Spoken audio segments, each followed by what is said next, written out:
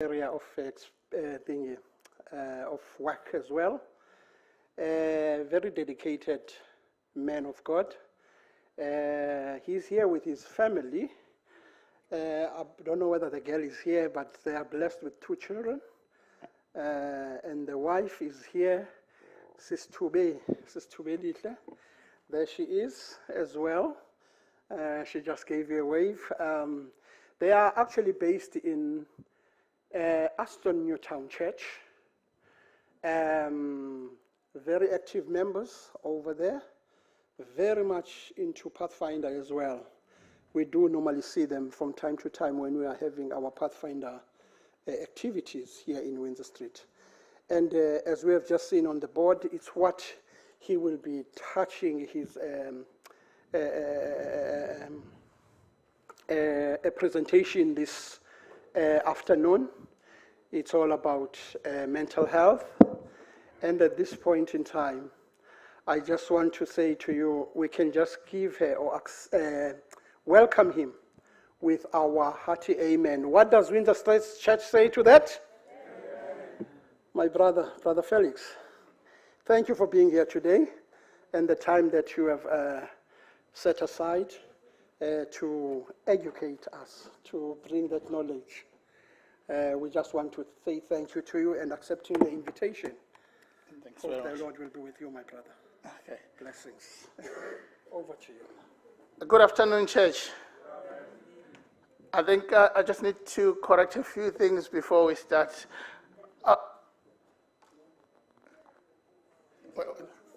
Okay.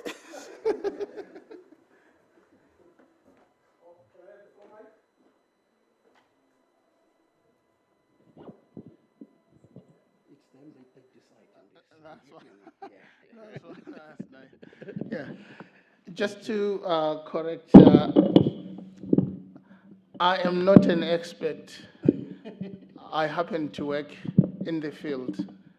But one thing that I've learned in my 16 years of practicing as a mental health nurse and a cognitive behavioral therapist is that actually the people that come to see me, they know more about the subject more than I do.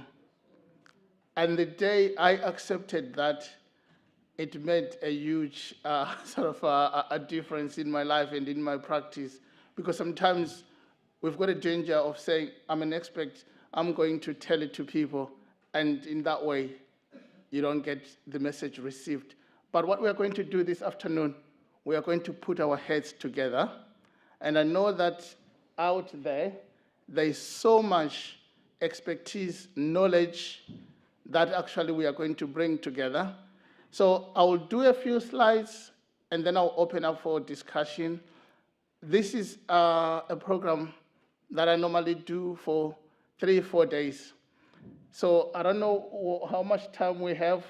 Are we here till what time? 5:30. Okay. So which means I'll just open up a few slides and then we'll discuss on them. And then if there's another space at another point, we can talk about this.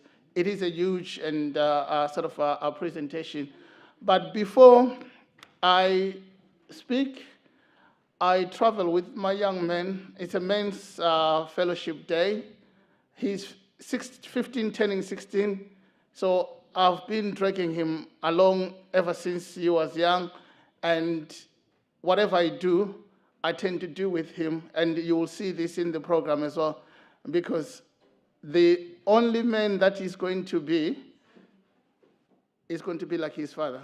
So if I leave him at home, who is he going to learn from? So that is my motto, and we do the same with the girl. She always with her mom, she learns from what mom does, and we try and spend time together so that they learn from what the family does together. So our opening song before I speak, it's a trumpet song from my son, Ndebele. And yeah, it's, I believe in a hill called Mount Calvary. Be blessed.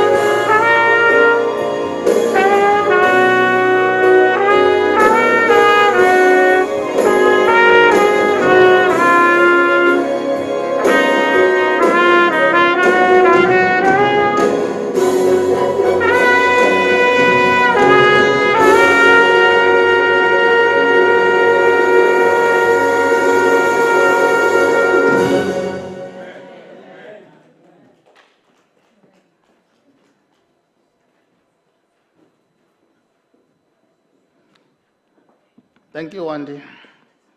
Okay.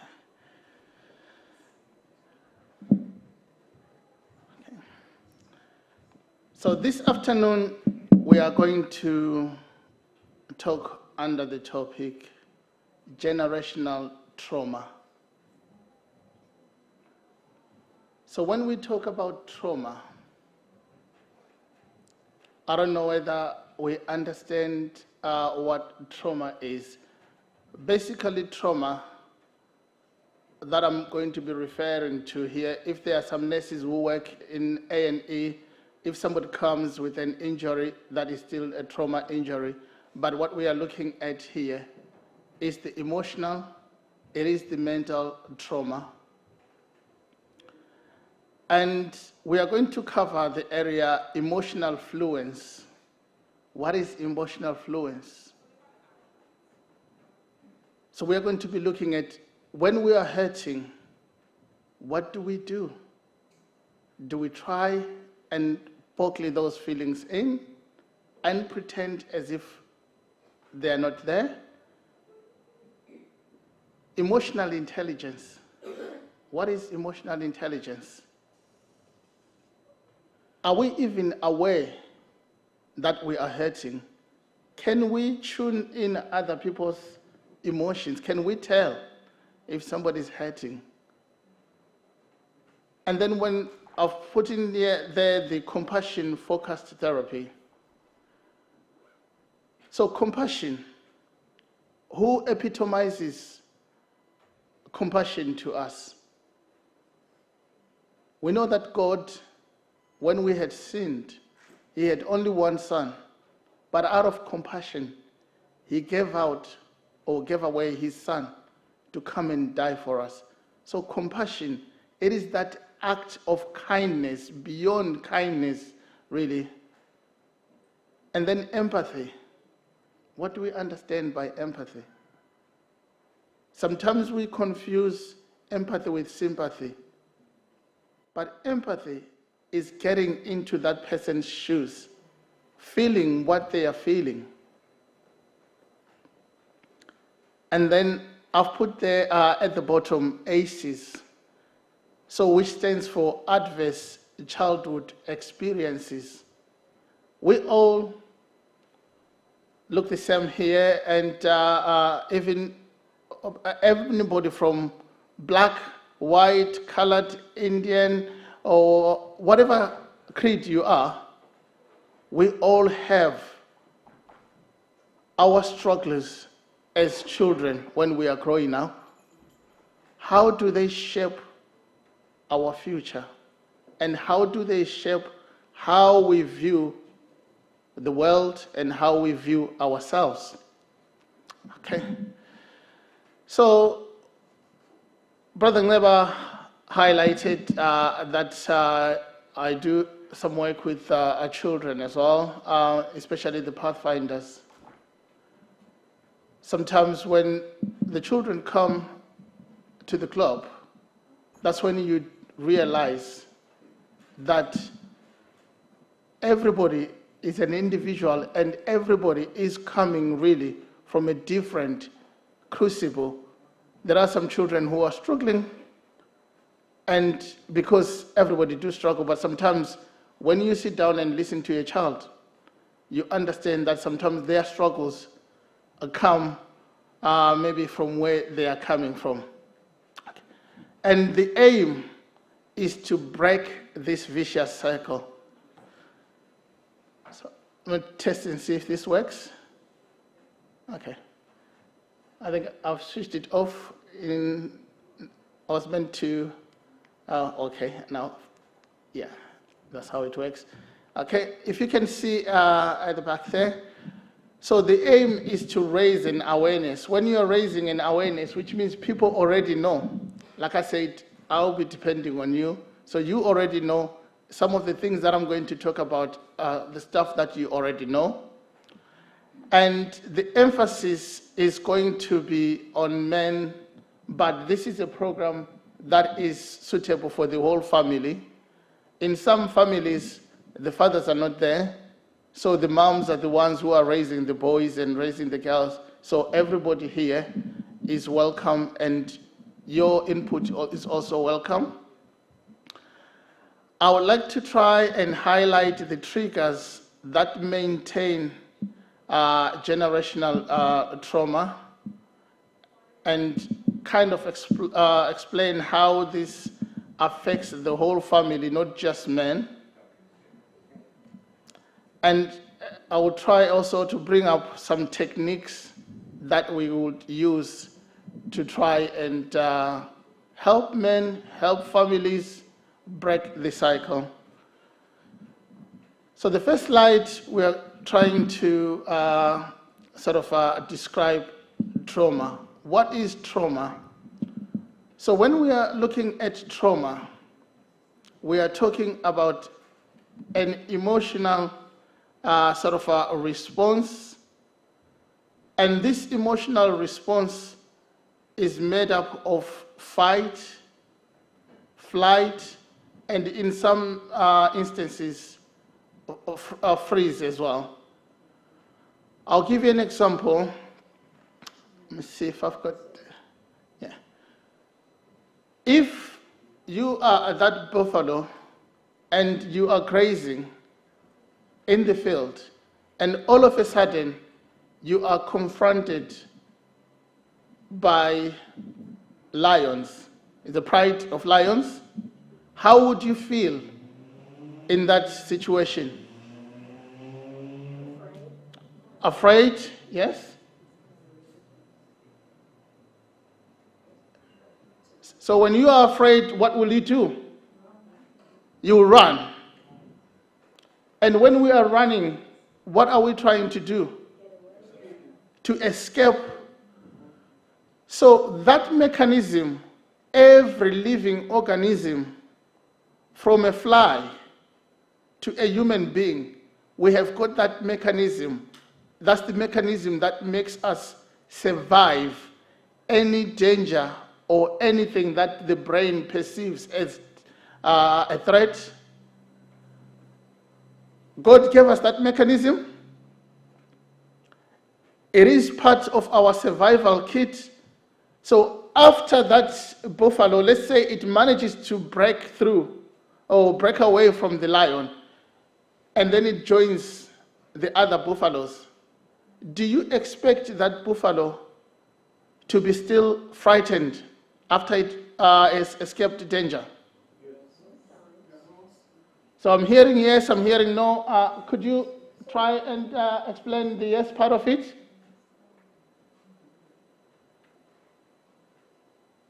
Something has already hit it. Okay. It is in its brain. It is saying that what has made me feel so much pain is still around. These ones are not protective enough. That's why I came to that pain. Thank you very much. So the brain learns and it internalizes. So most probably when it sees a lion, next time it remembers the scar, and then that fight or flight mechanism is triggered again. You had a hand, Ndebele? Yeah, I would say, Anna, with the yes part was on the fact that, at times they regroup and get strength within numbers. It will be numbers, and then they will be able to retaliate or cause the issue. For instance, if a lion attacks, they will, if it's a group of them, they will circle the weak inside. Yes. And then those that are strong will barricade, form a defense. So if it happens to go back, in the help of others, maybe it can again make that defensive. Okay, so that's the fight part of it. So thanks very much. And this side, I think somebody said no. Are you brave enough to expound on your no? Sorry? I said no. Okay. For the simple reason, even though I've escaped, Yes. and I'm among my own, but that memory, as you say, is still there, and sometimes it continue to play Yes. and remind the possibility of what could have happened. Okay. Thank you very much.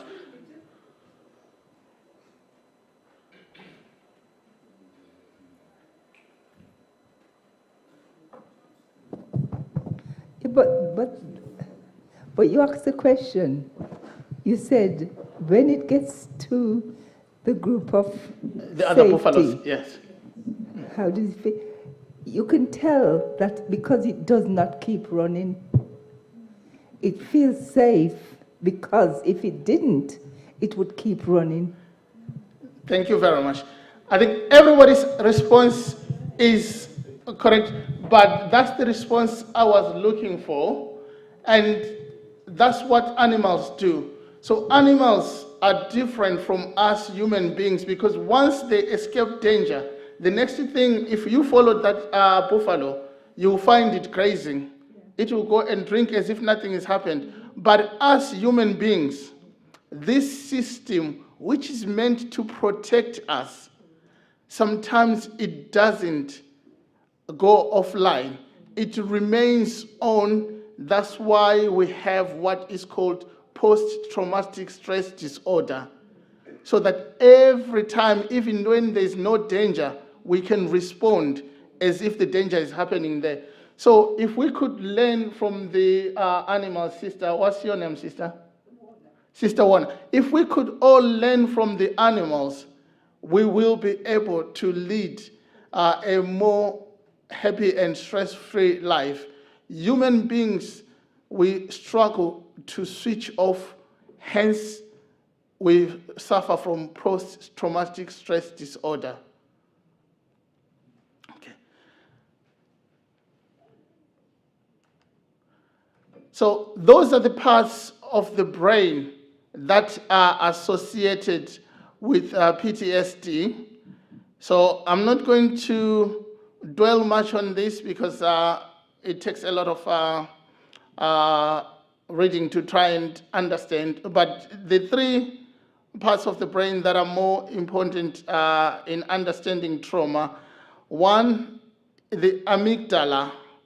The amygdala is our fear center. So whenever you start to feel fearful continuously, it means that your amygdala is online and the hippocampus has gone offline. So the hippocampus is associated with learning and filing all the memories, be it happy memory or a bad memory. It will just put it away nicely in the file. Sometimes you will see somebody and then you think, what did they do to me last time? You are trying to fish that out because it's been properly filed away. But when there is a PTSD presentation, the files are just floating or they're jumbled up. So I'm not going to go more into that because I will confuse more, but I just wanted you to try and understand where we are coming from when we are talking about trauma. So it is a fear response that we tend to get into. So what is generational trauma? Like I said, that as human beings, there is quite a number of difficulties that we experience. So I'm looking here, and today talking to men, even though I'm talking to everybody. So when it's generational, it means that actually you are looking at the patterns that affect a certain group. It could be a race, it could be gender, it could be a group of students, it could be maybe affecting certain people, be it Africans or the Caribbeans. So for example, it covers things like people experience war, natural disasters, racism, sexism, oppression. So generation trauma can stem from witnessing or experiencing violence, neglect. It could be abuse in a home or in the community, or it could be just being close to somebody, or many people, those children who have who are growing up at the moment in Palestine. If you think of children who are growing up in Ukraine at the moment, whereby you go to bed, you don't know whether a bomb is going to detonate next door to your house or is going to hit your house. So they are constantly in fear of their life, which means their amygdala is constantly flickering, saying danger, danger, danger. And some of the factors that can account for generational trauma are parents or families who abuse drugs, or just being raised in a very chaotic environment. And these effects can be passed on from one generation to another. People often ask the question, is there a gene that when somebody has experienced trauma, they can pass it through another via the gene? At the moment, from where I am coming from with psychology, we believe that there is no gene for trauma, but trauma can be passed through cultural transmission or generation to generation with the way we live every day. So for this purpose of discussion, we are going to focus more on the cultural transmission of trauma. So imagine you are a child and you are brought up in this family. There's 2 children already, and there's 1 on the way. If this is what happens every time at home, What is that little boy sitting on the chair they're learning? And what is that girl learning? So fight your way out, or if you want whatever you want in life, you have to raise your voice. You have to barge in. And the poor girl, if she sees mom being battered black and blue every day, she may internalize that the only way to survive is always to put my head down. That is when abuse now becomes systemic.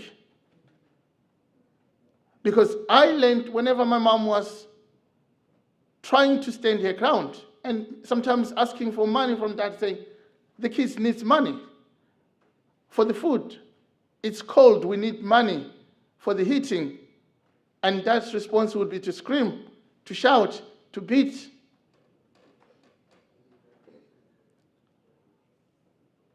And sometimes when we are looking at this dad, we ask ourselves, what is happening here?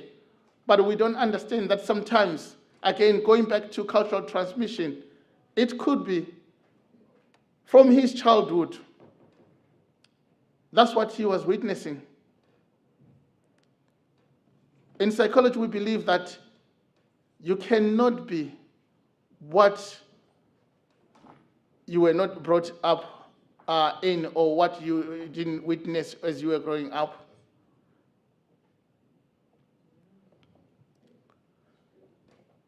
And unfortunately, for us human beings, sometimes we glorify trauma. In the next slide here, I'll show you what, especially us black people, tend to do. This is a study that was done by Professor Lindsay and Dr. Cunningham. He says that in America, I'll read it as it is. In African American communities, there is a lack of safe space for boys to express emotions and to share their travails in a supportive environment. So what does that mean? If you are shouted at and you are taught not to express yourself, how are you going to learn to express yourself? If you go back to that slide.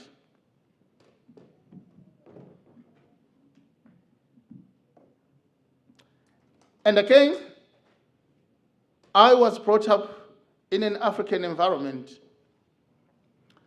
I am one of 6, and I was the much wanted child. And the reason why I say that, I'm the only boy in my family. My dad was happy to have my 4 siblings ahead of me. But when I came, it was like his prayers were answered, because I was going to carry the family name. But that comes at a price if you're an African boy. Lots of expectations. When I was born, I think my older sister was around about in her 20s, because her firstborn child is 3 years younger than me. But my sister would come home to mom and talk about her problems. My dad would be okay. If I went outside and played, and then maybe another boy hit me, and then I come home crying, my dad will say, I'll give you something to cry for. You're a man. So as a man, I don't cry.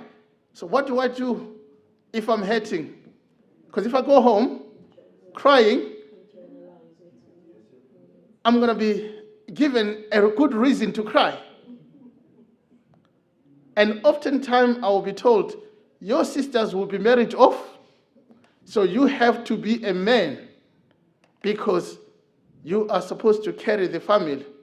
My dad was well-meaning, because I was carrying the family name.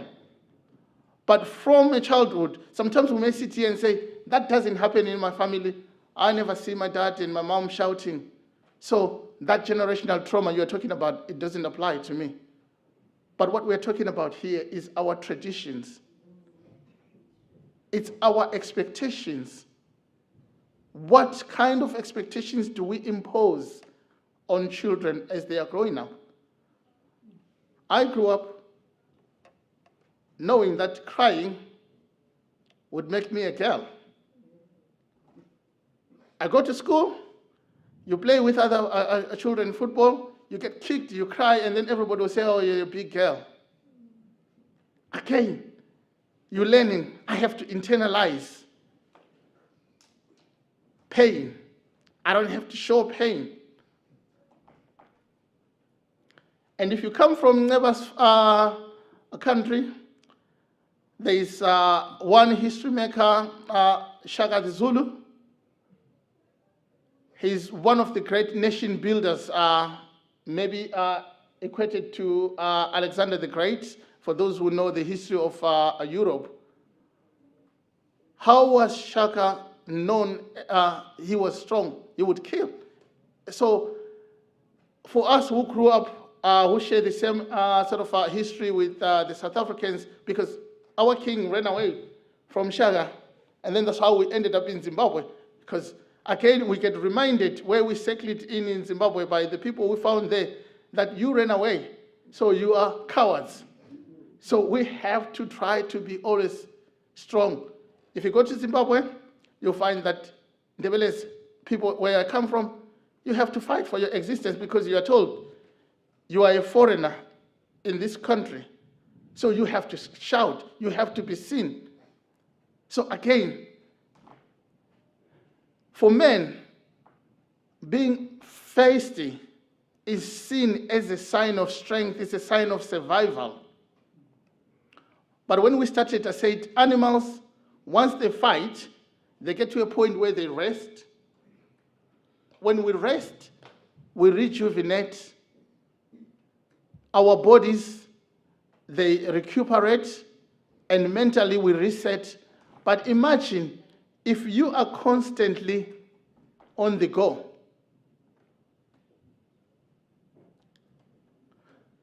If I think about, if you're looking at here, most people are from the Caribbean.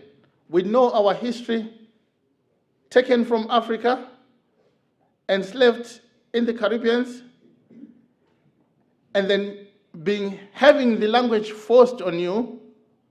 If you watch the film Kunta Kinte or Roots, given a name, and when you refuse to be called Toby, being worked until you submit, trauma. When you want independence, you try and run away, you get your leg chopped. Even after slavery, and then racism kicks in. Again, another fight. So, if you look back on that lion, you may ask yourself, okay, I'm stuck.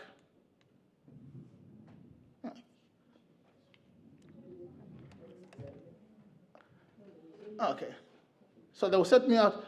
If I manage to get back to the slide where there is a lion and a buffalo. Okay, so I want you to think about what is the lion in your life, because we all have that lion in our life. That's why we can't rest. For some of us who've settled in the UK, we have to fight against color to get to where we are. That is our lion. And you are a man. You're supposed to look after your family, but you are constantly on a fight. How do you do that? Sometimes we come to church and we hope that we've come to the house of the Lord. We are going to come to church now and we are going to rest. If ever there was a place where there is a lot of infighting, is the church. So the lion is everywhere, it's following you. How do you rest?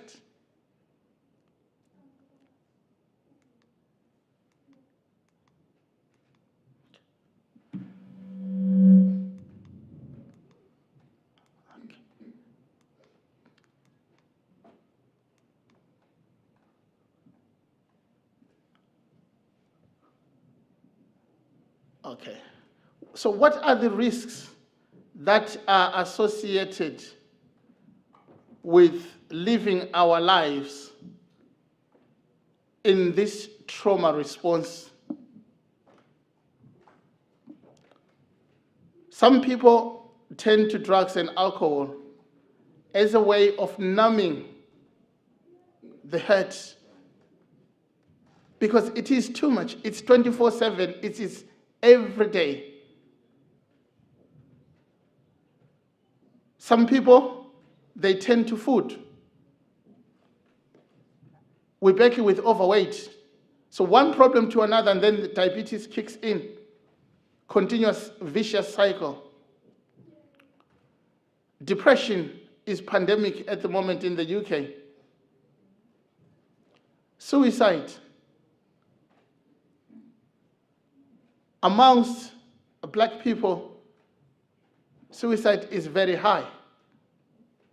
Self-harm is very high. But because we don't talk about it, we think it's not happening.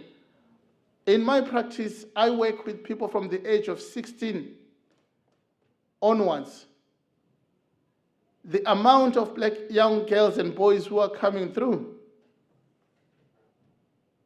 and you say to them, have you spoken to mom? Have you spoken to dad?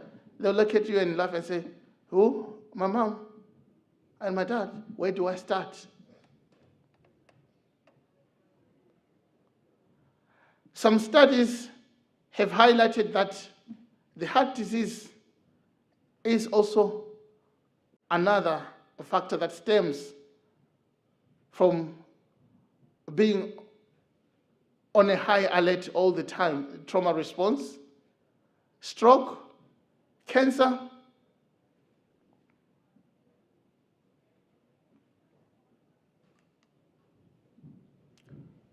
But above all, one thing that I want us to kind of talk about, which will lead us into the other topics that I listed there, the emotional dysregulation. What do we understand by emotional dysregulation? If I was to open it up to everybody, how would you describe emotional dysregulation?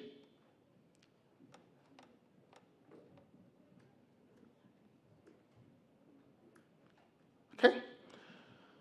So, which means there is emotional regulation and then there is emotional dysregulation. If a child, they're playing outside, they run, they fall, they get a graze, they cry. An adult says, come here, let's see what's happening. I'll put an ice pack on you, or I'll just blow it. That's what some of us do, blow on the wound, and then the child smiles.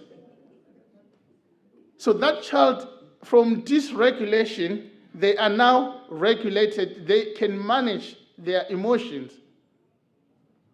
Or you leave your child at nursery. As soon as you close the door, they scream. Because the primary caregiver is away, the child feels threatened. They scream. But we know that with time, the child starts to learn. Mom goes, and then we have dinner, and then mom comes back. They start to manage their emotions. But somebody who's dysregulated, everything is blown out of proportion.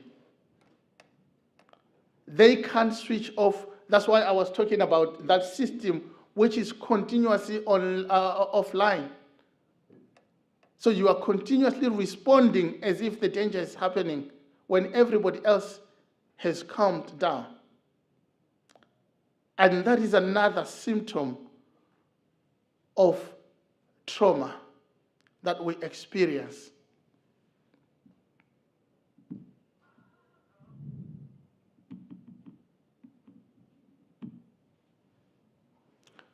So I know that it's depressing for me to talk about this because it looks like there's no hope in life. There is hope in life, and that's the reason why we talk about it, that sometimes in our traditions, in trying to be strong,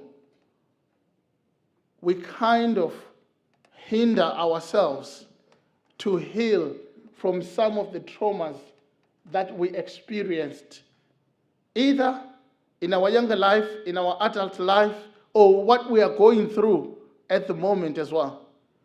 Because from where we come from, I have to be strong. Big boys don't cry.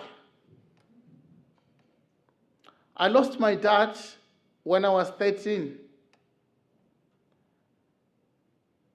And all that he's ever was telling me was, I needed to be strong. One day he will be gone, and I will have to look after my siblings. I was 13. I think at that point, my older sister was in her 30s, almost going to 40. And I'm 13, and I'm starting to think now, the day that my father always told me about his cow. I'm thinking, what do I do? I'm left with the girls. And if you are from my culture, it doesn't help, because your dad's children, they call your dad uncle, and you also become an uncle. So you're not only responsible for your immediate siblings. My dad had a sister who had children who were older than me, way older than me. Some of them actually, they've got children who are my age. And from where I come from, that becomes my responsibility as well. And I'm only 13.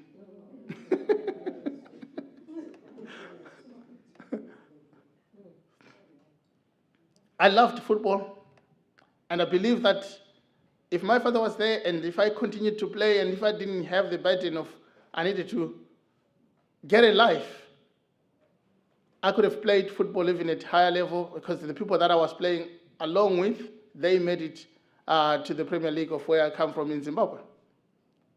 But my sister called me. I love my sister. She's like my mom. And she said, you know, I'm married, and I can take you and look after you, but you've got one chance in life. You can play football, you love football so much. If you get hurt, I don't know what you're going to do, but you're also good at school. If I was you, I'll prioritize school, but I'm not going to force you to do school. Again, it's not violence, but it's there. It's constantly in the back of your mind. From somebody who loved football, I hated football. But I knew I had to survive. So trauma, as human beings, we live our lives always trying to survive.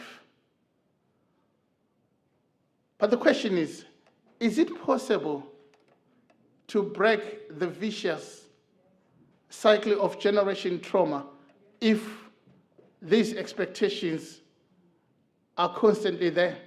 Like I said, and I don't know your composition here, but I'm talking from experience, having met people being to churches. Some families, the mothers are raising the children on their own. So the mothers are having it. The pastor who was preaching at my church this morning said one of the family that he pastors, the man decided that he no longer wanted to live with the woman, so he decided to move on. And the woman who was left with the children decided to play up. So the cycle is there. Then how do we heal from this when we are constantly bombarded by threats, challenges every day.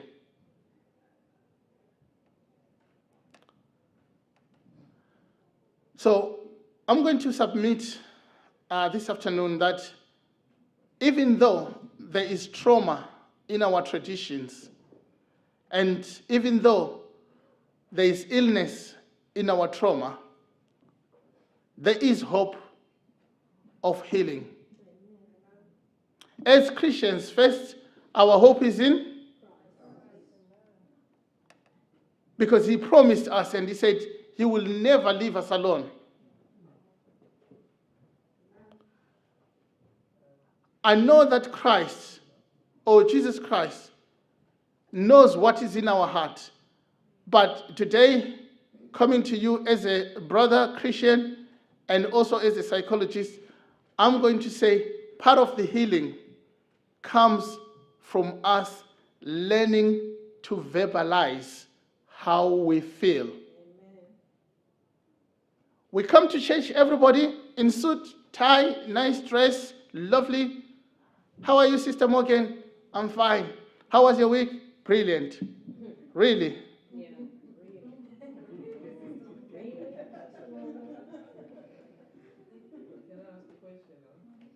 Go ahead, Sister Morgan.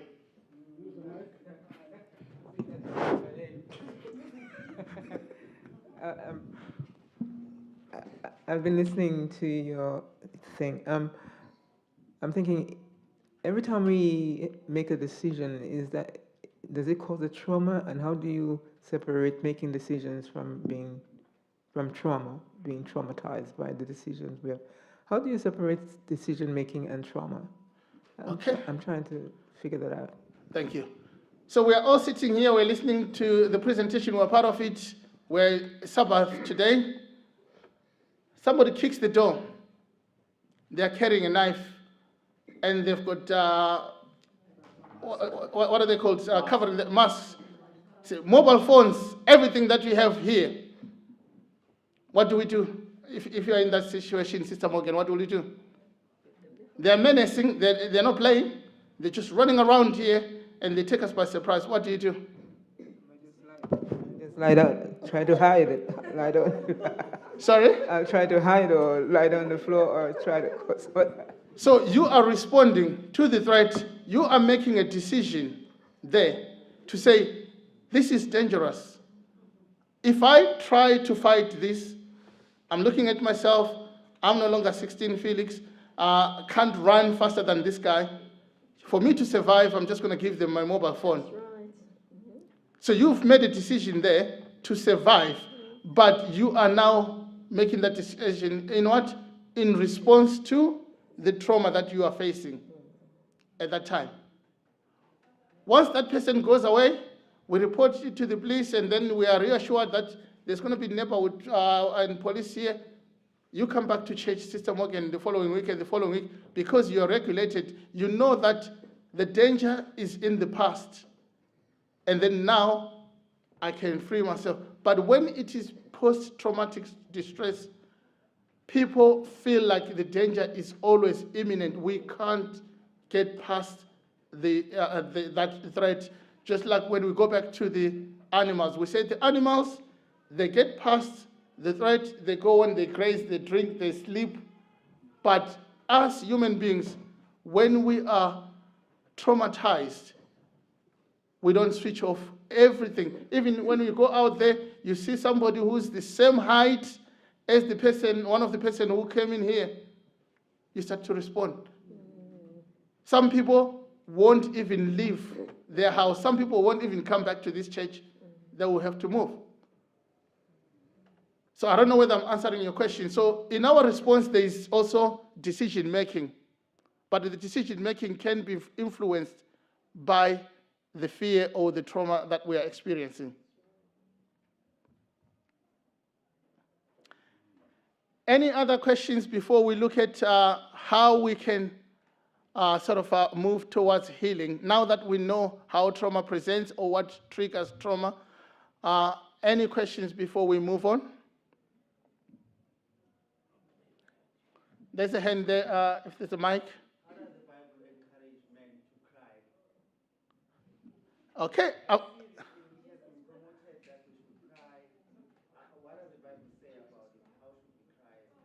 I've got a slide. Let me try and find John 10. Is it? Is there an example also in the Bible of a man crying? I know, leave alone crying to the Lord. So, how should we cry?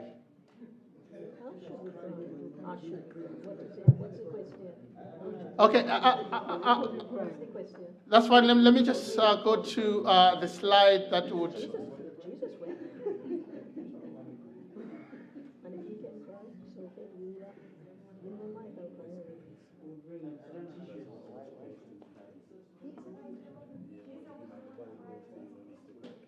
So, firstly, is there somebody who can open John 10, John 11? Jesus wept. Let's see. Jesus cried. Yeah. 11:35. Sorry? 11:35. Yeah. Let's see what example did Jesus set for us when he was on earth. And then if somebody could also go to when Jesus was praying in Gethsemane before his crucifixion. Could somebody just get us 2 verses from there? That's why I said we are all here sort of contributing to this. Have we got the verses to answer the brother? First, Jesus wept. If we could look at what was the the background when Jesus wept. Let's read the first 3 verses prior to that, please. 3 verses before. Yeah, so that because sometimes we just go into that verse so that we get some understanding. First, what was happening? 32. Sorry? Then when Mary was come where Jesus was, and they saw him, she fell down at her feet. Right? Where is it called? Saying unto him, Lord, if thou hadst been there, my brother had not died. When Jesus therefore saw her weeping, and the Jews also weeping, which came with her, he groaned in the spirit and was troubled, and said, Where have ye laid him? They said unto him, Lord, come and see. Then 35 says, Jesus wept. Okay.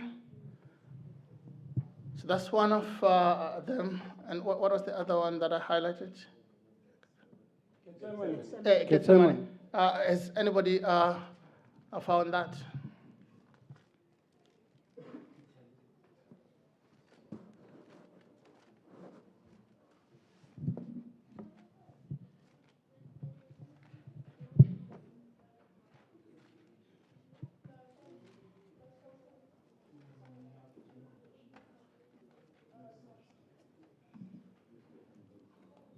Anyone, put your hand up, they'll bring the mic if you found that.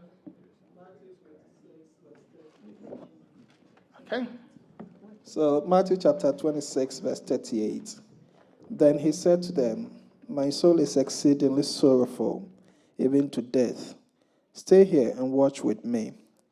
He went a little farther and fell on his face and prayed, saying, O my Father, if it is possible, let this cup pass from me. Nevertheless, not as I will, but your will. Should I continue? No, stop there. So, brother, what do you think was happening at this point when Jesus Christ is crying to his Father and saying, let this cup pass? What was happening there? Was he in distress? Yes. So what is Jesus modeling to us when we're in distress?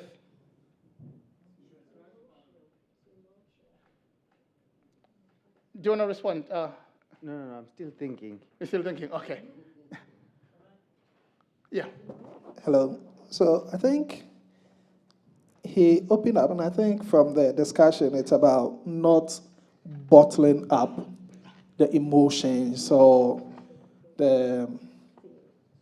basically the emotions.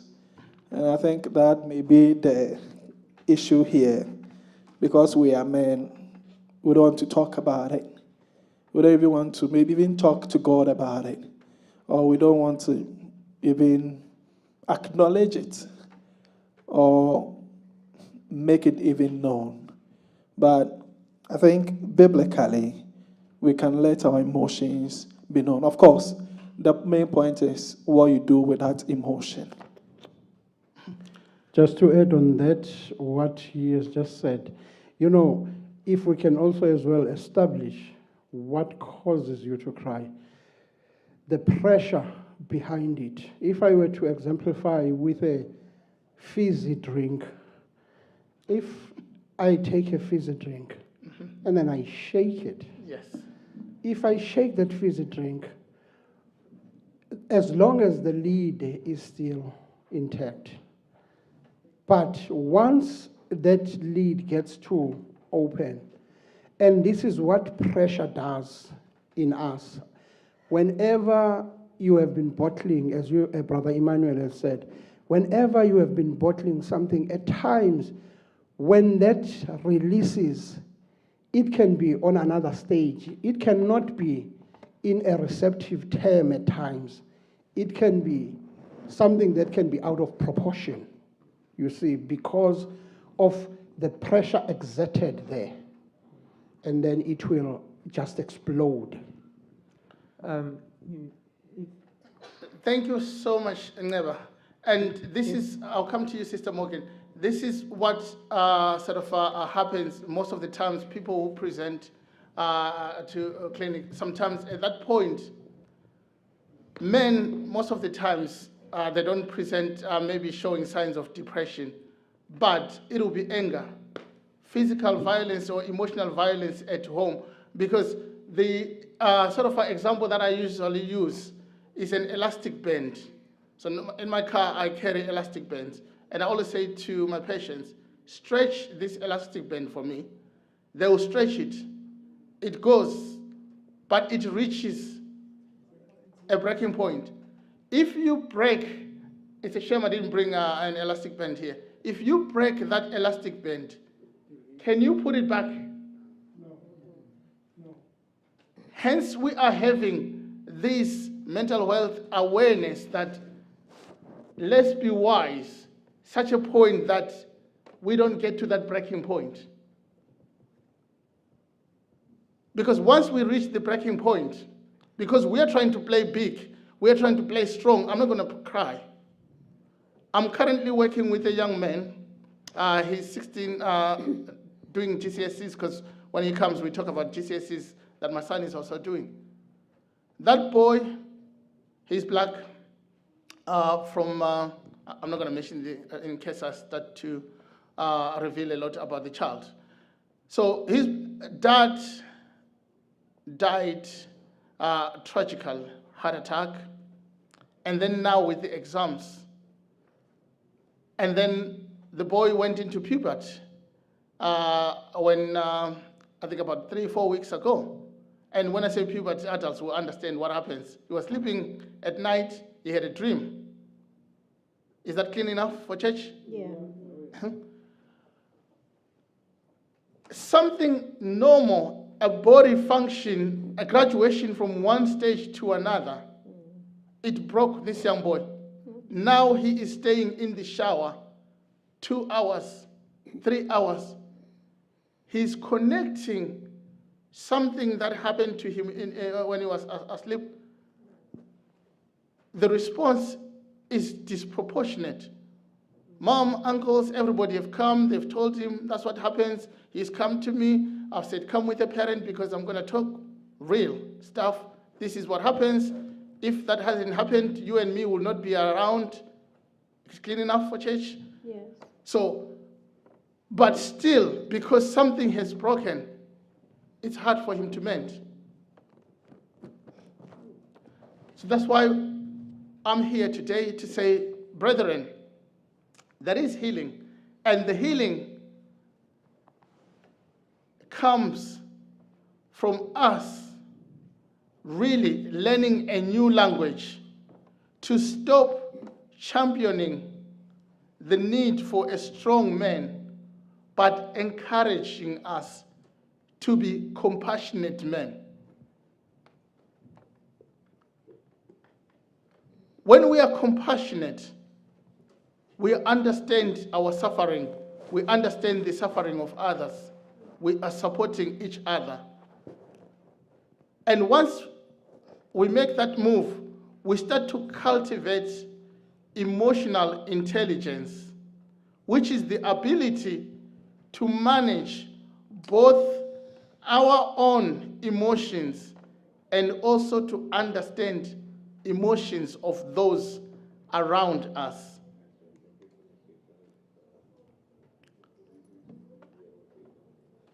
And I'm also championing the need for us to create safe spaces where men can come and talk to another man and say, I've had a terrible week. I'm in debt. My wife is about to leave me. I love my car so much, but I'm faced with the situation of having to let go of that car so that I can make things meet. Some of us who come from Africa, we've got the African tax. The text came last night, and my mother has gone to hospital. There is no health sector in Africa.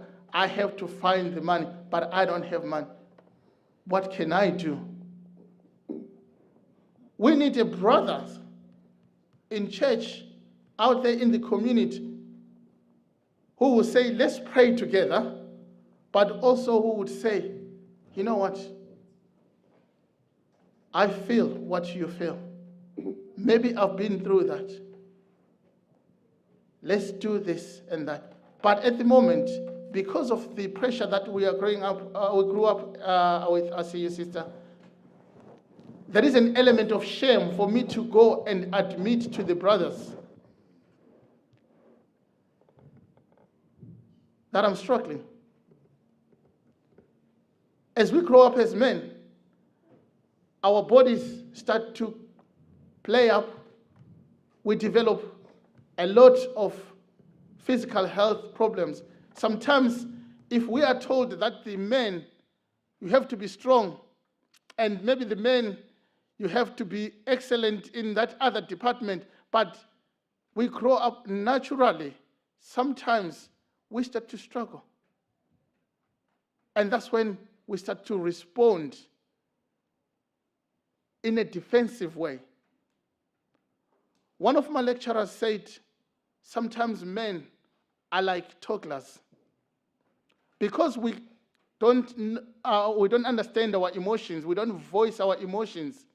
A toddler, when they are angry, they chuck things out of the pram. That's how they communicate. They shut everybody down. We may all have our experiences here. I'm just going to take a pause here. So 2 hands there, and then we'll go back to the safe spaces. You had a hand, sister. You've kind of answered the question I was going to ask in a sense, because most people know us women, if we have a problem, we will talk. There's no stopping us sometimes. But men, majority of men, I'm talking about what I know personally, they could be dying and they will not admit that they have problems. They just won't speak about it. And I was going to ask you, do you think it's going back to what you said about men are portrayed to be strong, men are supposed to be the butch one, not show themselves emotionally? Do you think that is the reason why men are afraid, probably that's not the wrong word, to actually show their emotion or to ask for help? Thank you. Research shows it that especially us men from the black community, we don't even seek help, not just for mental health. Things like prostate cancer. How many men here over 40 who have been to have their PSI, is it PSI, sort of a blood check done? Because now it's even easier. I know that most men didn't want to go and get checked because the checking was invasive. They used to do something that is a no-no to us black men. But now, technology has moved. It's not 100%, but you can still go and have your blood taken, and they can check you. I've had mine when I hit 44. Last year, I think there was a men's fellowship program at Windsor Green. Yeah. I met a very wise man who said, sometimes we say we are strong, but he called it stupidity. Am I allowed to use that word in church? Yes, yes. He said, it's stupidity. He said he could tell that his body was not firing. Yeah. But he kept on saying, I want to be strong, I'm okay. By the time he consulted, they told him that you've got two choices now. Either we remove the prostate or you die. And again, if we are coming from that culture that a man is strong, our manhood lies in masculinity. If you think about losing your prostate, which means one department is gone.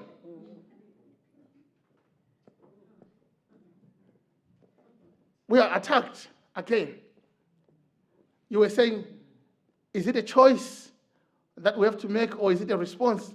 And I was saying that the choice and the response, they're intertwined. He had to make a choice that I think goes around all the churches trying to raise the awareness. After his talk, I went to my GP. I had my blood test. They said, this year I'm okay, and I will continue, keep going. Amen. It's now more advanced. Men, if you're over 40s, go and have your blood test. The only time they will do the invasive tests is when they query something. But again, remember, you'd rather have that test whichever way and be there for your family. See your children growing up. These are some of the things that as men, we need really to start to come off, start to redefine ourselves differently, not from traditional normal touches. It's medicinal. It is a procedure. They are looking after you. They are not doing that for any other reason. Let's take that guard down.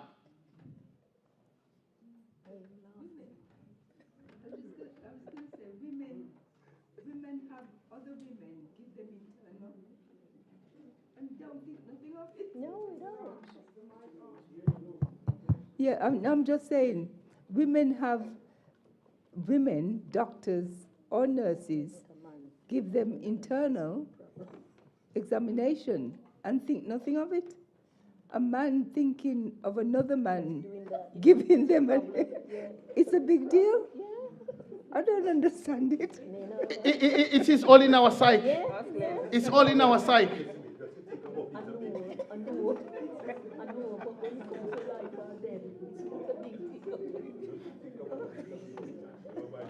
There's another hand behind you, brother, there.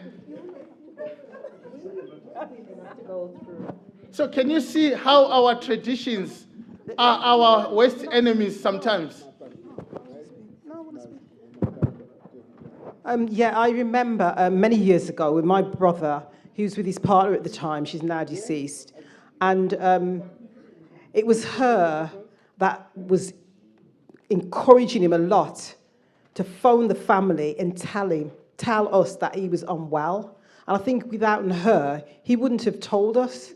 And he had prostate cancer, and he's gone through all his treatment now. And praise God, he's alive. And he's very open now. Can't stop him talking. We'll go and say, what's going on with you? Oh, yeah, I went to the hospital, or I go to bed. Like, he does all the right things now, but I think if it wasn't for his partner at the time, he wouldn't have said nothing. He's a very quiet person. He's the only boy as well. He's very, very quiet. And, in the past when we'd grown up, anything, you all right? Yeah, that was it. So we never probed or anything. I think we weren't at that age we would probe anyway, do you know what I mean? His older brother as well. But he's a very, very quiet person. But like I said, if it wasn't for his partner at the time, badgering him to tell the family he was unwell, he wouldn't have said nothing, I do believe. Yeah. Thank you very much. So on top of safe spaces as a solution, I'm also going to suggest that maybe men need, I see your hand, sister, a safe person. A little bit of my story. Came to the UK when I was 22 years old. I was brought up in that culture. There's a divide of men's jobs and women's job. And being the only boy, I was spoiled. I wouldn't wash up, I wouldn't cook, because my dad wouldn't allow me in the kitchen. That is a preserve for the girls. So I was a man's man. And I came over. At that point, to come over to UK, it's a different cultural environment. I went into nursing, not out of choice, but that was the only option that I had to choose. For me to experience an adult man crying in pain, that was a cultural shock. What is happening? But that was my first step into healing, whereby I can see a man crying and having to live with that. Because before, if we were back home, I would just tell him, you know what, gather yourself together. But now you are in the trade. That person is crying to you. I have to try and hold their emotions. I only worked in mental health nursing for a year, and then there was an opportunity for me to go and train and do CBT, which I'm doing now under the psychology. I thought I'd escaped that. But my first ever traumatic experience, traumatic in the sense that I didn't know how to deal with it. I had a patient when I was training. I had just done about 3 weeks at university, and then they said, you have to have a patient now. The lady came. I told my wife this story. I've told people at work, and they always laugh when I start talking about it. She came. She was going through a breakup in marriage with her husband, and she was about to lose the house and everything she's ever worked for. She walked in. As soon as I said, how are you? It was like I've turned up the table and then left it open. She started crying. I sat there and I said, okay, 30 seconds, 1 minute, okay, maybe 2 minutes max. She cried for 10 minutes. I wanted to go out of the room and go and call somebody. I'd never been in a situation whereby I can handle somebody's emotions, let alone my emotions, because I had been used to suppressing my emotions. But now I have to hold other people's emotions. I didn't know what to do. But God is great. Because after 10 minutes, that lady kind of settled down.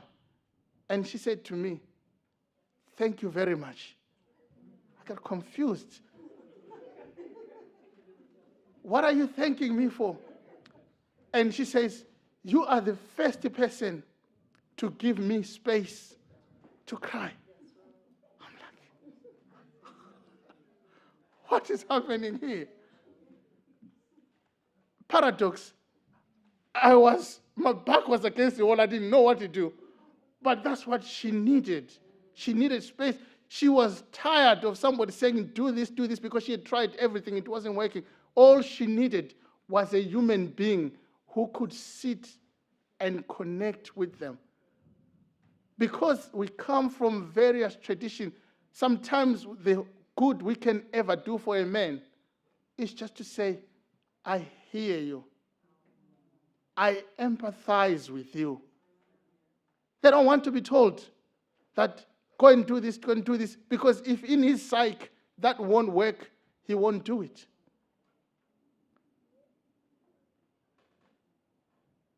So when the brother says, I'm not okay, when you have said to them, when you're walking in church, are you okay? And they say, you're not okay. You say, brother, Stuart, I know you because I'm going to point you to Brother Stuart. do you mind if we meet at lunchtime and we talk about it? So he knows that there is somebody who is willing to talk to. I could be way younger than him, maybe 2 or 4 years older than his children, but the fact that I've given him that space, that's what is important.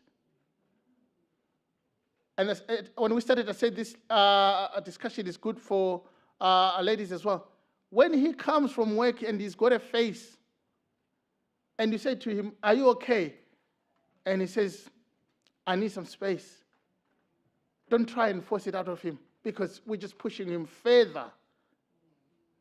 Say to him, "If you want to talk, I'm okay. You can come and talk to me. Or bring your best friend."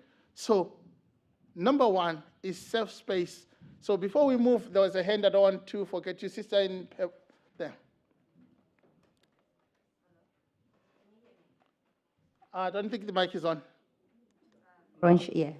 I think like it was like kind of the Holy Spirit. You just answer almost the question with the last scenario, last sentence that you just said. Because I was thinking, if you have a teenager, a boy, because when they're young, they talk. But then they come to a stage of teenager, it seems to be like they want their own space. And then you wanted to talk and to find out if everything is all right. Then you feel like, what shall I do? Because as a mother, especially like you're a single mother, you feel like, what shall I do? Do I have to carry on talk? Do I have to insist him to talk? Or do I just have to leave him and give him the space? So then after, then the same time you feel like, I'm scared that if I give it space, something is going on and you're gonna miss that. You're not gonna be able to help.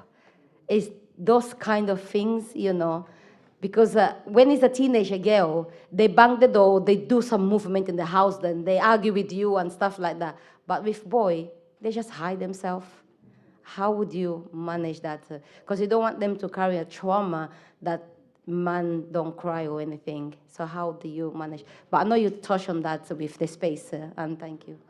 I'm going to add to your question, sister. Somebody once asked me and said, brother, you are talking about a man or a teenager, in this case, who is compass mentum. This is somebody who is competent, who can tell I'm hurting. But what if my child has got autism or other developmental needs, and they can't even verbalize that I'm hurting? How do I reach out to them? They are hurting. In their world, there's something that is traumatizing them. What do I do? One of my slides here, I'll come back to this one, where we talk about emotional fluence. Yeah, I'll come to you. Thank you. So first, maybe let's talk about how do we change people's internal world. Maybe your child is now 10, 15, maybe you didn't give them that space to kind of learn to verbalize or talk about their emotions. But one thing that I've learned is that it is never too late to change. If the thief could change on the cross and be saved, you and me, we have got a chance. They close the door, sister. Don't follow them. Give them that space. When they've calmed down, bring them together. Sit down with them and highlight to them that earlier on, you were angry. Name the emotion. Because you were angry, you went and shut the door. That's the behavior. Because you were angry and you shut the door, I wasn't able to help you. I am not a psychic. I can't read people's mind. If you go on like that, you will think that the world hates you. You will think everybody's against you because people will continue to do the same behaviors that would have made you angry. But because you are not verbalizing, they won't know. So you teach them. If you can't tell me, write down. Most of the people who take their children to see the child psychiatrist or the child psychology, you would realize that there is a lot of play that is used, or writing down. If they can't verbalize it, if they can start to write down, and when they write, listen to them, validate them. Sometimes, because of where we come from, we will say to them, you can't feel like that. There are children starving in Africa. You can't tell me that you are hating. So my head is not important. Will they tell you next time when they're hurting? Young girl goes into puberty, they struggle with the premenstrual, and then you tell them, oh, you are a drama queen. They go to school, the teachers tell, I've got 30 children here, I don't have time for you. Why does it always have to be you? Next time, she's struggling like that, she starts cutting herself. That's what girls do. And boys do that as well. So we need to create safe spaces. In a big church like this, pathfinders, youth, and we need to have safe people. Sometimes children hate us pathfinder leaders because what we do, we just tell them, don't do this, or if you don't do this, you are not going to invest. So I'm not the safe person because I'm now part of the arthritis system. Brother Felix, when he comes, he tells me I'm not going to invest, so I have to be doing my work. So is there another brother who's not linked to the Pathfinder Club who will play football with them? Just take them on Sundays. You guys are doing a good job at King Solomon's. I hope that's still going. Where they can come and play. Get them in an environment where it's not threatening, they can talk. But let's play within the laws. And I know again in this country, if you are going, a child is going to come to you and tell you a lot of things, the parent will start to wonder, why is my child opening up to you? So train people in safeguarding, keeping the church family safe, so that when a child comes to sort of open up to you and it's not your child, that person knows how to handle it. Because that's how sometimes we block it, and that child continues to struggle on their own because we want to stay legal. We don't want to get in trouble. There was a hand here.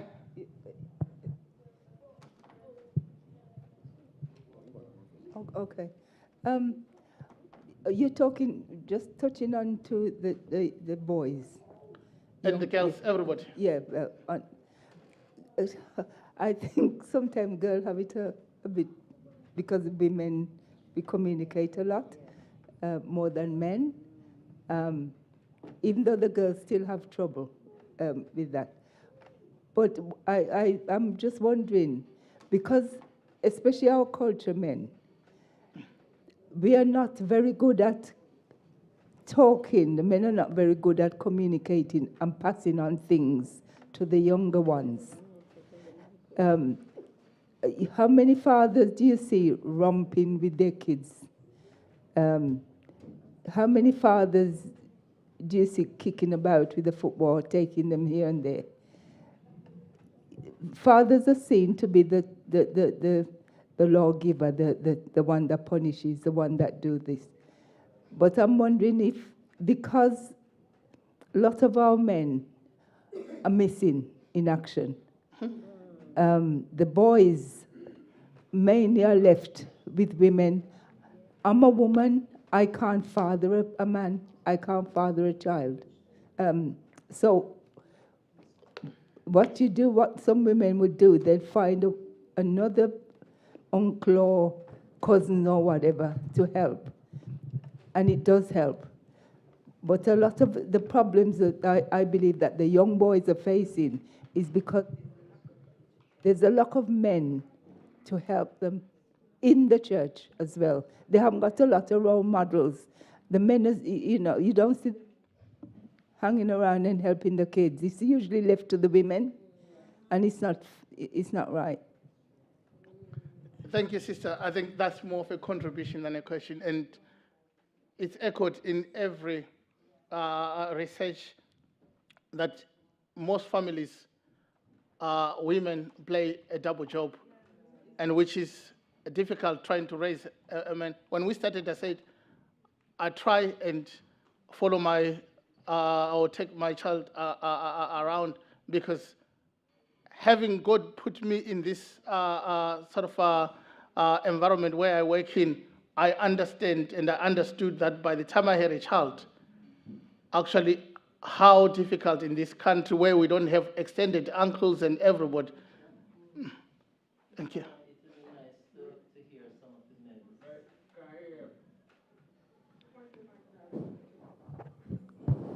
Yeah, it would be nice to hear some of the men speak on these issues, especially why men find it difficult to cry. I know the way I feel when I see boys cry and when I see men cry, but it would be really good to hear what some of the men got to say on this. Let me put the mic to the one that is nearest to me. Teacher, there is mention here. Yes, set me up. Sorry, let's come together. There's a hand there while this Elder Stewart is getting ready to speak. There is mention of the father at home being in difficulties with the children. But there is a scenario again that actually develops in families. If the mother is remaining home with the children and something happens, the mother usually says, I am going to tell your father. And when the father comes, the mother does really report and narrates what has actually happened. And the father finds himself in a difficult situation. The issue is, if you turn around and say to your wife, you should have taken action because you are the one who actually saw it. But in most cases, they wait for us. And at the end, I am actually seen by children as a punishment master. Just to respond to that, in the Garden of Eden, when Adam and Eve sinned, and when God came into the garden, who did God call for? I think one of the things that I'm highlighting here is that God has put men as priests in our families. We can't abdicate that, we can't run away from that. But this is where the wisdom now has to come. My other half is telling me the kids are playing up. Do I supposed to be like that lion?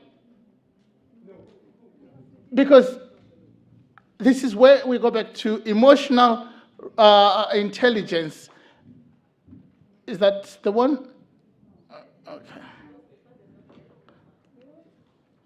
Let me just fast forward. Let's look at emotional intelligence. When we try to understand, that screen is too small for me. What does that screen say there?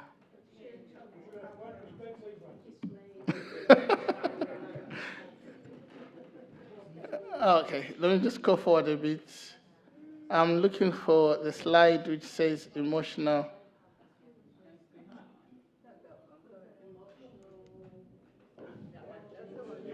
Yeah, okay.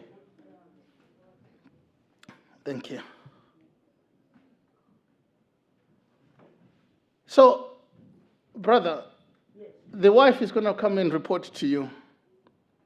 But as a man, it is what you choose to do to deal with the family, with the children. When I'm trying to think of a situation in the Bible. let's come back to the one that I've highlighted. When Adam and Eve had sinned, God called out Adam. Yes. If your children end up going astray, and lo and behold, if you are African like myself, and if you tell the family back home, maybe my son is in prison now, they won't say, Felix, you're spending most of the time at work, it's your wife. They will say to you, what have you been doing? Why has your child got to that stage? So that responsibility is down to us. We can't run away from it. So from the point when they were young, develop that relationship with them on how to discipline. Today, it's another example. The youth, the Elder Donovan took the youth to Leicester. My son is 15, turning 16. He communicates with other children on Instagram. He tells me, Dad, I'm going to Leicester to the teens program on Saturday. And I said, no, we are doing a program at Windsor Street Church. And then he says, but I'm going to Leicester. I said, we're going to Windsor Street Church. So we parked that. It came up again on Wednesday. Dad, most of the kids are saying they are going on the train. So even if you want to go to Windsor Street, that's fine, I'll go on the train. I said, we've got a program to do as a family at Windsor Street. And then yesterday, they went to practice for the youth day, and then they were talking about, oh, we are going in, and then he came home. And then he says, Dad, I'm going. I said, we're going to Windsor Street.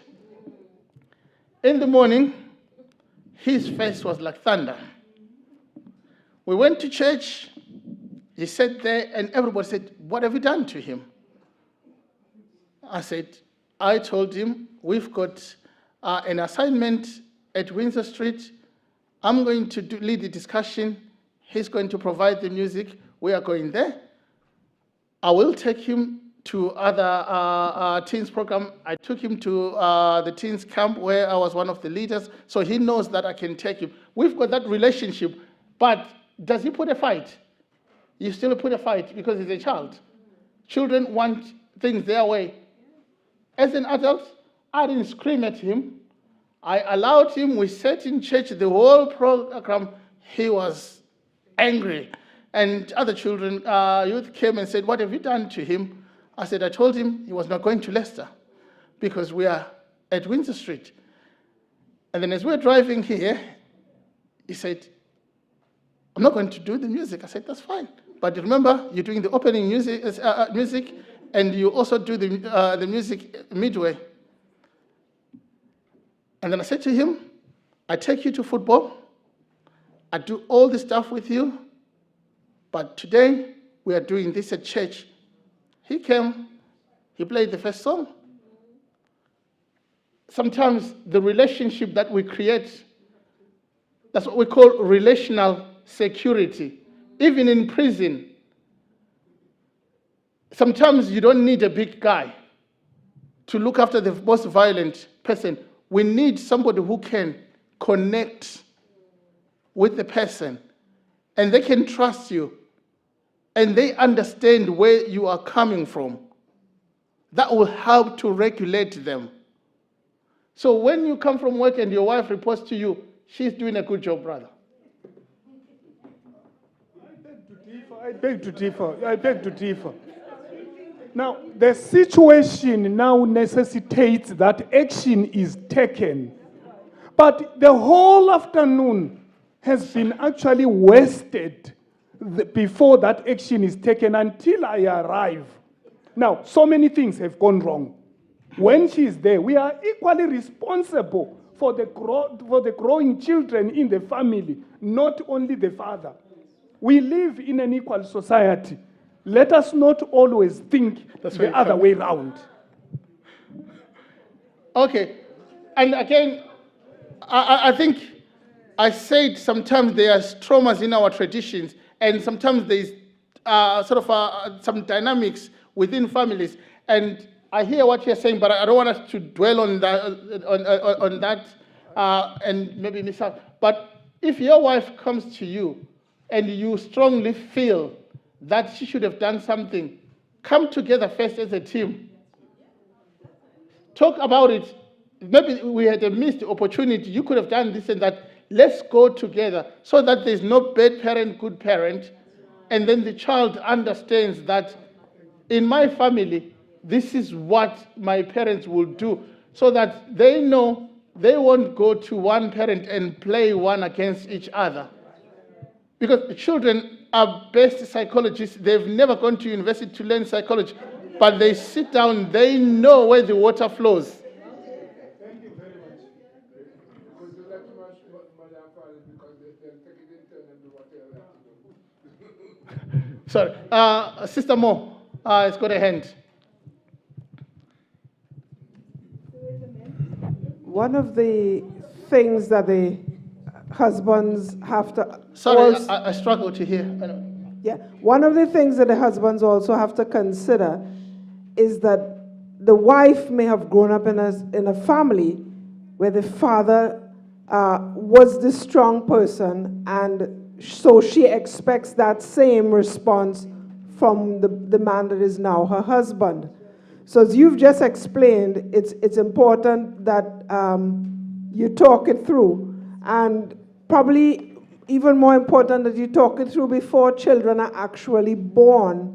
You consider these things like, how are we going to discipline our children? And together you spend time going through child guidance and those sort of things.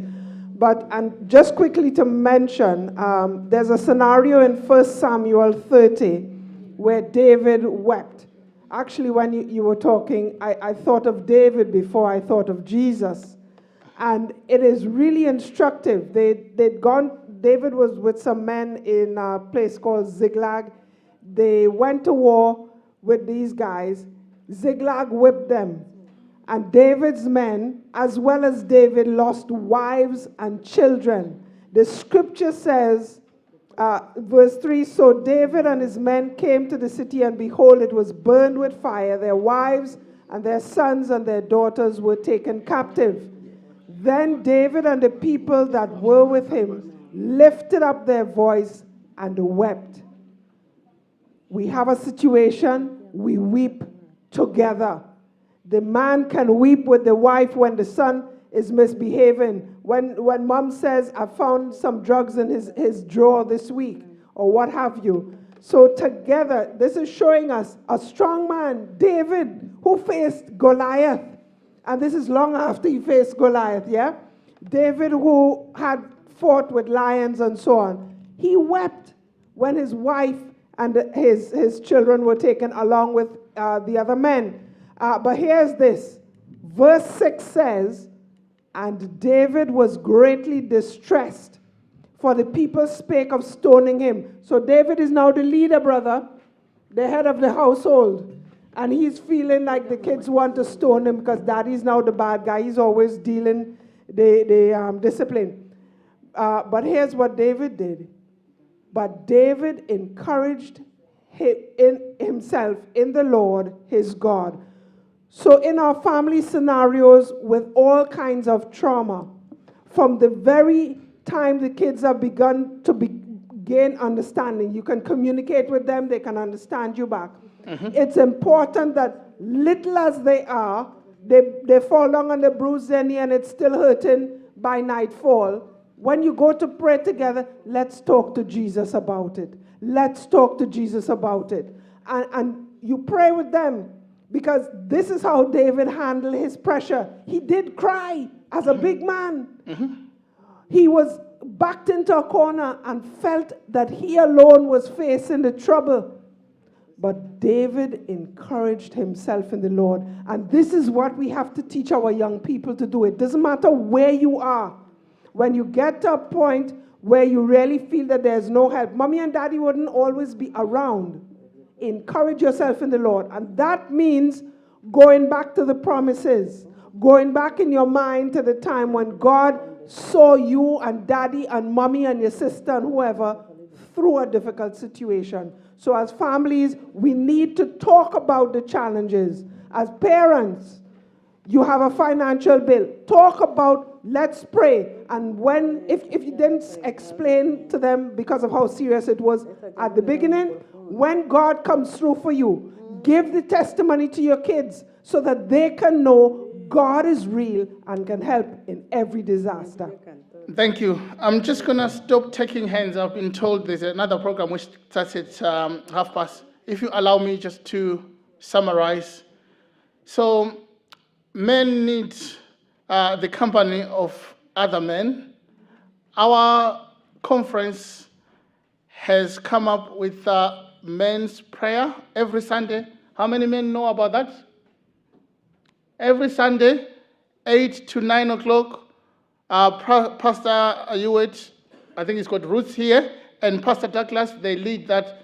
The first time I joined that men's prayer, it was revolutionary. Revolutionary in that I sat there, I was the youngest in the group, and the oldest. You sit there with the real men, genuine men, men who are not afraid to be vulnerable, who talk about stuff that affects men and stuff that affects their family.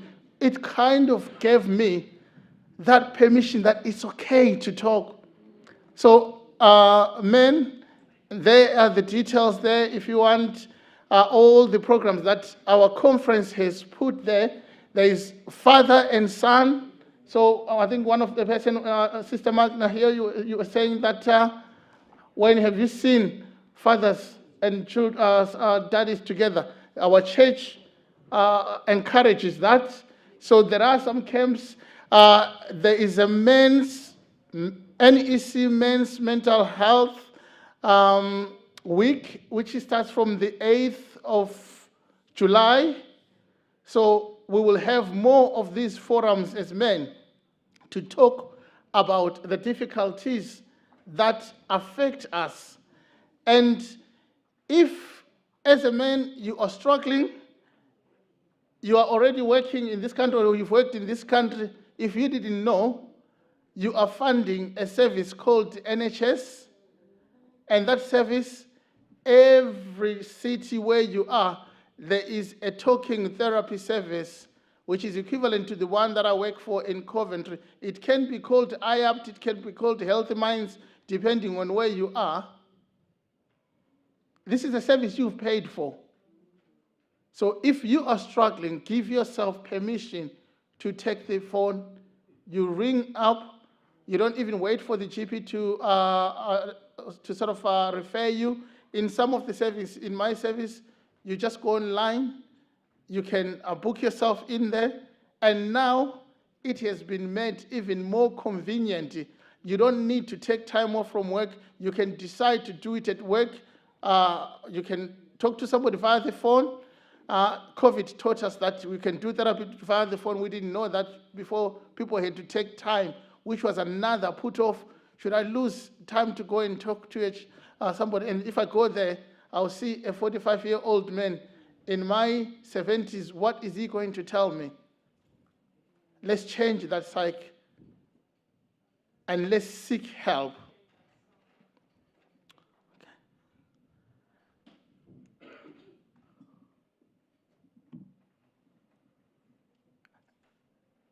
It would be nice if we start to embrace our vulnerability. The devil tells us that we don't need help from others. That's why we are islands. But in Hebrews 10, verse 24 to 25, we are encouraged to come together and show love to one another, share our problems together.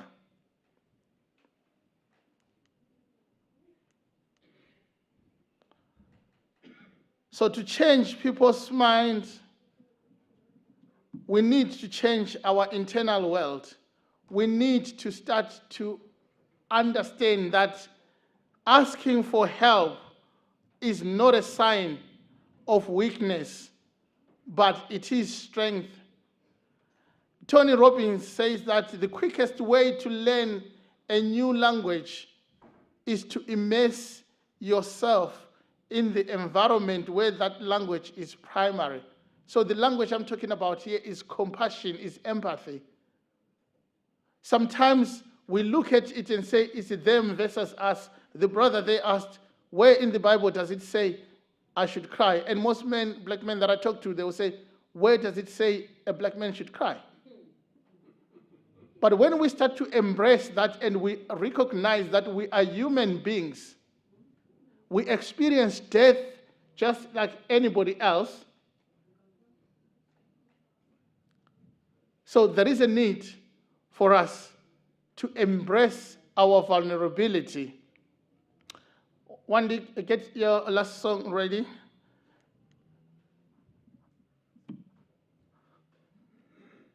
We need to put a name to the feelings. So I'm just gonna be jumping quickly, really. So we can get some other time to talk about this. So emotional intelligence is when we get to a point whereby we are able to create and maintain healthy relationships because the trauma they had in us is no longer hindering us to relate with other people. Our decision-making, Sister Morgan, is going to be clear because we know that the danger is past. I'm my own person. I am not what happened to me when I grew up. I've got a choice to make what kind of a father I want to be, what kind of a mother I want to be. You could have been a lady who was in domestic abuse for 10, 15 years. You are not what that relationship made, did to you. You can still choose freedom. Whereby we are able to self-regulate and we are aware of what is happening around us. And this is one of the areas that actually needs a discussion on its own. If we get some other time whereby we look at emotional intelligence. What is emotional intelligence? Because a psychologist wrote about this, a book about this, and then we think this is a wealthy thing. But if you go in the Bible, emotional intelligence comes from the Bible. Jesus asked Paul to get the deacons so that they can go out there and immerse themselves amongst the widows and everybody, get to understand their feelings so that they can help them better. If we are standoffish, if we don't understand other people's difficulties, there is no way we will be able to help them.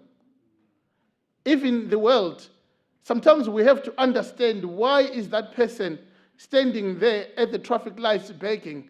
Because all we see sometimes when we are looking at behavior, we see the tip of the iceberg. This is jammed again, sorry. So I've got another slide here where it shows the tip of the iceberg. When we see people coming to us, we see behavior, we start to judge. Sorry, there's another slide. Unfortunately, I can't get this to work. And we come to church and we say, so-and-so's children are a disgrace. The child runs around in church and she can't control them. We don't understand. That sister is on their own. The husband has left. They are working Monday to Friday. They are shattered. They are coming to church. They think safe space. There will be aunties. There will be elders who are going to help them. But all we are good at is to point and judge. Sometimes the child has got autism. That's why they can't settle. But all we see is the behavior. I don't want that child near my children. If you have never had a child with difficulties, you won't understand this. Sometimes it's like you've got lepers when you've got a child with difficulties. You walk into a place, parents grab their children. It's like you have got lepers, but it's a shame I can't bring that slide. I don't know, this is frozen.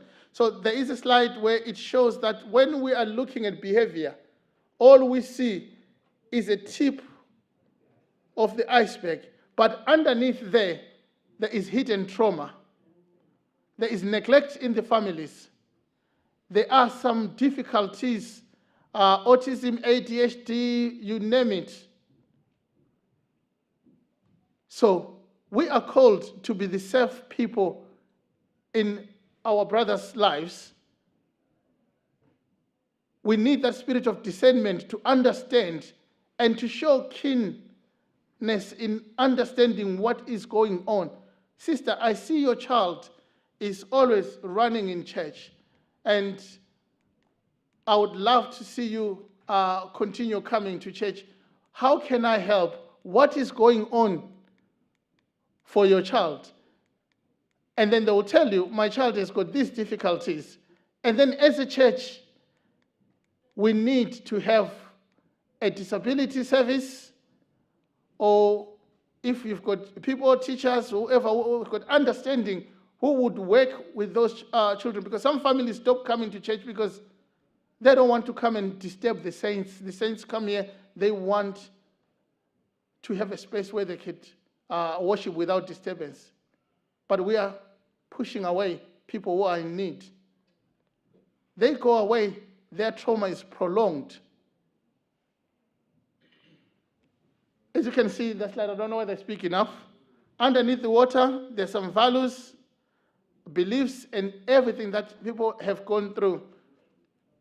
So we can have another time whereby we can talk and sort of discuss in depth emotional fluence and emotional intelligence, because we just touched on it, but I understand there's another program.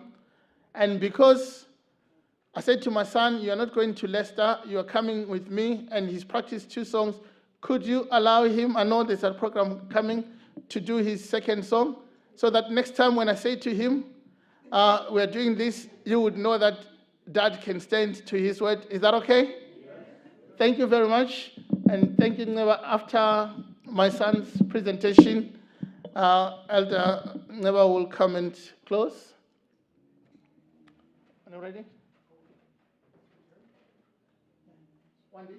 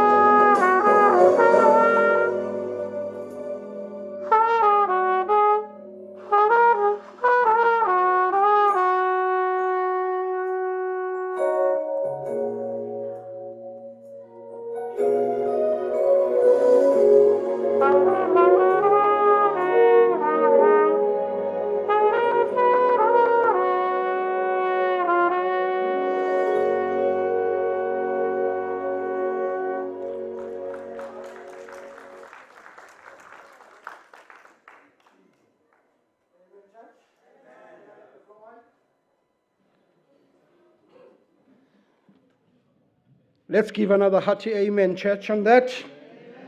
Thank you for that rendition, Wendy, for that beautiful piece that you have just played. And to extend my thanks and gratitude to our speaker for the day, Mr. Felix Ndebele. I just want to say thank you, my brother, for answering to that call. When we wanted you to come and just give us that, it was very interactive, isn't it? And quite informative as well, you see. And it was very much educational. And I believe that the church, as he said, that he didn't present everything that he wanted to present due to time, because we are controlled by time. And at this time, I think the church will allow us another time to arrange this topic so that you can continue on this. I know, as you are saying, that it will take you days for you to, about 4 days or so, for you to present this presentation. But this time you had to put everything, you know, comprehensive, do it comprehensively. So having said that, there will be another opportunity.